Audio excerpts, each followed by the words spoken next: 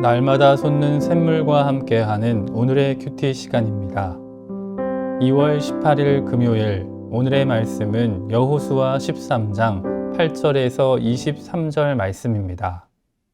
므낫세 반 지파와 함께 르우벤 족속과 갓 족속은 요단 저편 동쪽에서 그들의 기업을 모세에게 받았는데, 여호와의 종 모세가 그들에게 준 것은 이러하니 곧 아르논 골짜기가에 있는 아로엘에서부터 골짜기 가운데에 있는 성읍과 디본까지 이르는 메드바 온 평지와 헤스본에서 다스리던 아모리 족속의 왕 시혼의 모든 성읍 곧 암몬 자손의 경계까지와 길르앗과 및 그술 족속과 마가 족속의 지역과 온 헤르몬 산과 살르가까지 온 바산 곧 르바의 남은 족속으로서 아스다롯과 에드레이에서 다스리던 바산 왕 옥의 온 나라라.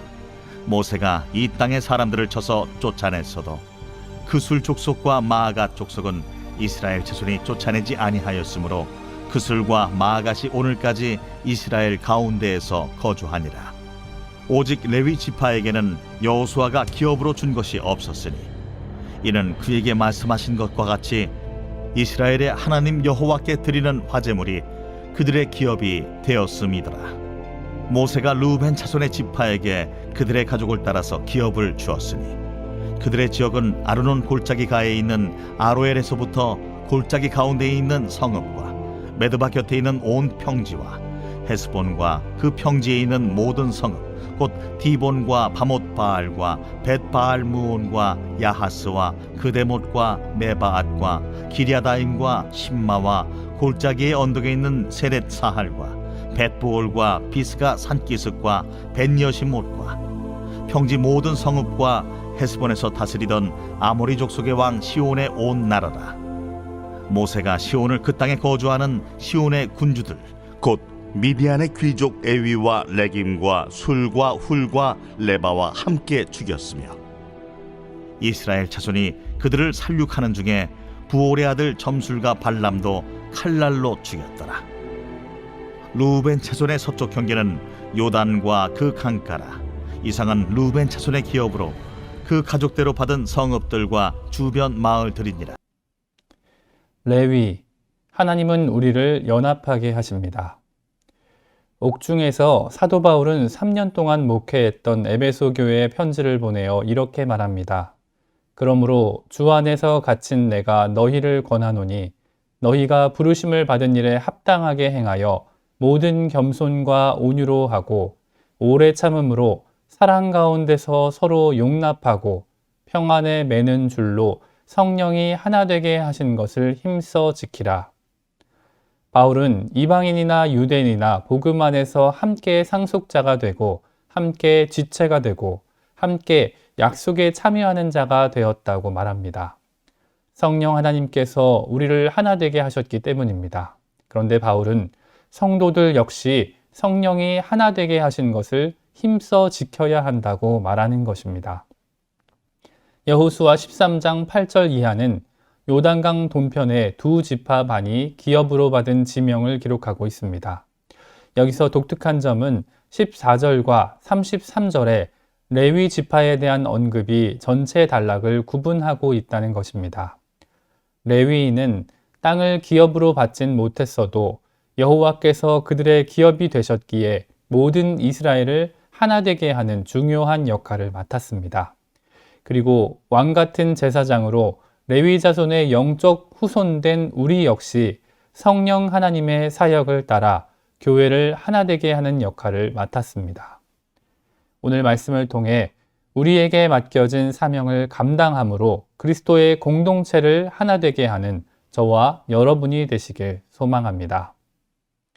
우린 여호수아 13장부터 시작된 이스라엘의 정착 과정을 살펴보고 있습니다. 오늘 본문이 속한 8절에서 33절 전체 단락은 민수기 32장과 신명기 3장을 배경으로 합니다. 시간 관계상 민수기와 신명기의 내용을 모두 다룰 수는 없지만 각각 한 구절씩 제가 잠시 읽어드리도록 하겠습니다. 먼저 민수기 32장 33절입니다. 모세가 갓 자손과 르우벤 자손과 요셉의 아들 므낫세 반 지파에게 아모리인의 왕 시온의 나라와 바산왕 옥의 나라를 주되 곧 그 땅과 그 경내의 성읍들과 그 성읍들의 사방 땅을 그들에게 주매. 아멘. 민수기는 요단 저편 땅을 분배하는 것이 하나님께서 모세를 통해 허락하신 이름을 밝힙니다. 그리고 신명기 3장 12절과 13절입니다.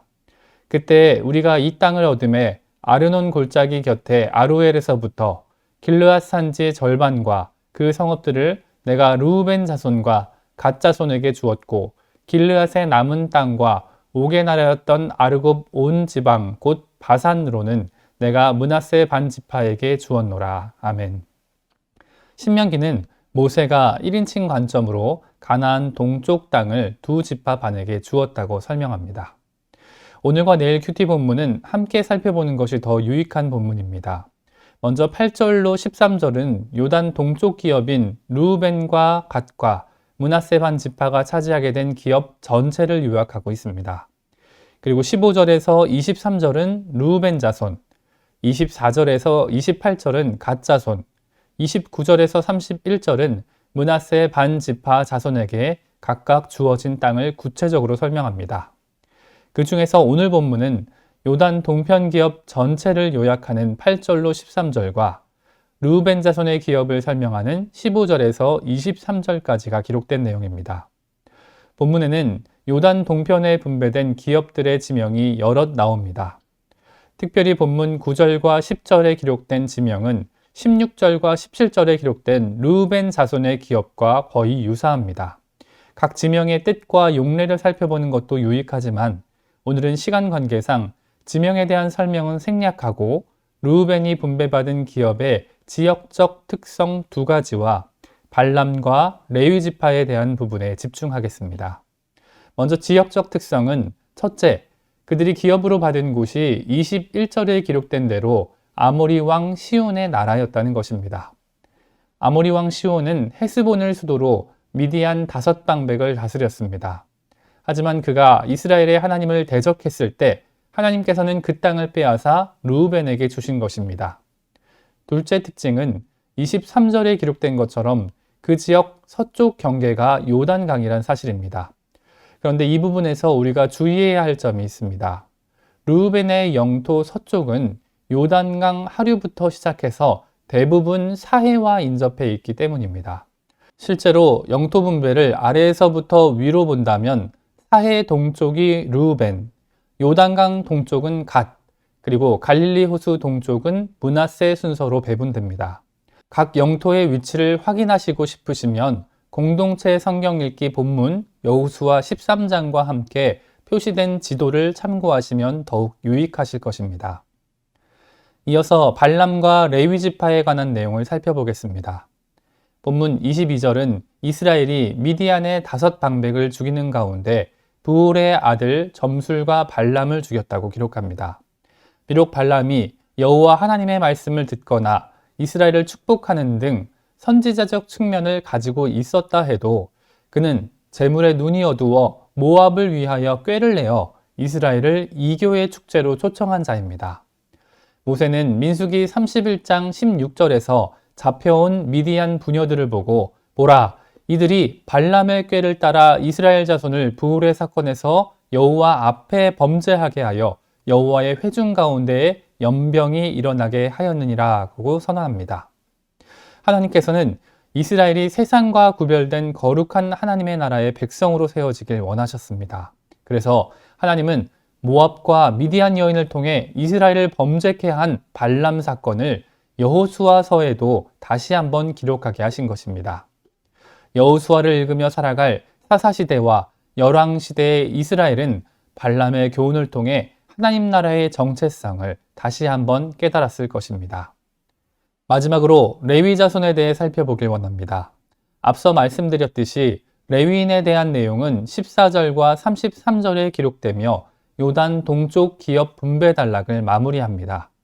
특징적인 부분은 레위 지파가 다른 지파와 달리 생계를 위한 땅이 별도로 분배되지 않았다는 것입니다. 대신 우리는 레위 지파가 레위기 2장, 민수기 18장, 그리고 신명기 18장에 따라 이스라엘 백성들이 하나님께 드리는 각종 11조와 처음 익은 열매, 제일 좋은 기름과 곡식과 소재와 화재물 등을 받아야 한다는 사실을 기억하게 됩니다. 우리는 하나님께서 요단 동쪽 기업을 배분하며 왜 레위 자손은 성읍이 없다는 사실을 반복하여 기록하게 하셨는지 생각해 보길 원합니다. 민수기 3장 12절을 보면 하나님께서는 모든 이스라엘 자손을 대신하여 레위인을 택하시고 레위인은 내 것이라 말씀하셨습니다. 그리고 민수기 35장 2절을 보면 이스라엘 자손에게 명령하여 그들이 받은 기업에서 레위인에게 거주할 성읍들을 주게 하고 너희는 또 그 성읍들을 두르고 있는 초장을 레위인에게 주라고 기록합니다. 레위 지파는 제사장 아론과 더불어 성전에서 봉사하는 사람들이었습니다. 그리고 그들은 하나님께서 택하신 백성이었습니다. 그들은 하나님과 인간 사이를 중재할 뿐 아니라 요단 동편과 서편의 이스라엘을 연결하는 역할도 맡았습니다.